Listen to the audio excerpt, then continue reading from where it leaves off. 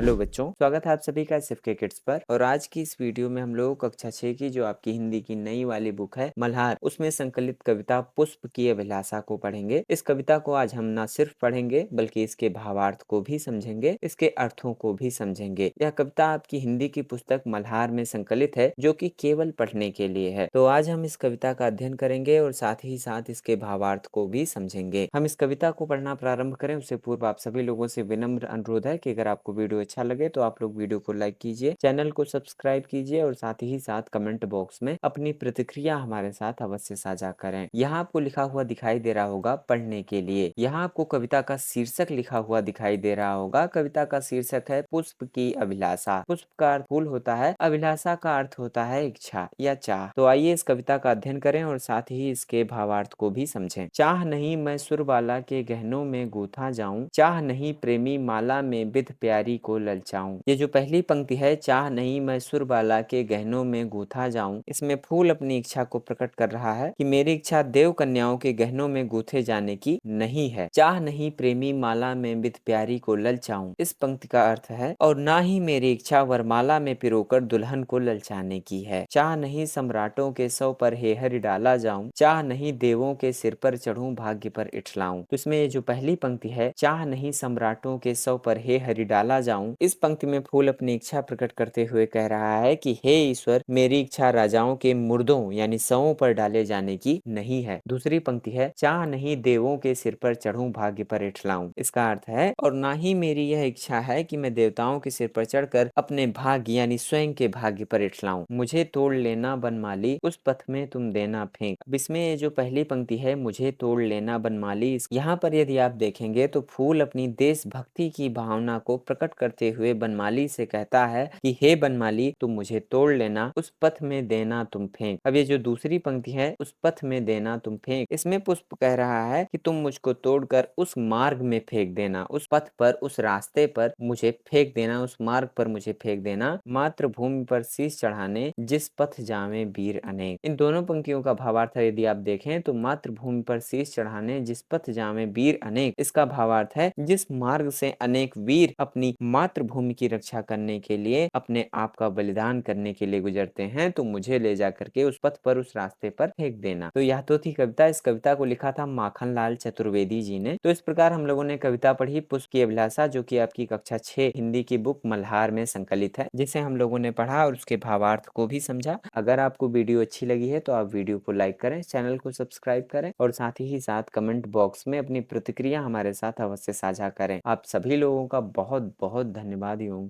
आभार।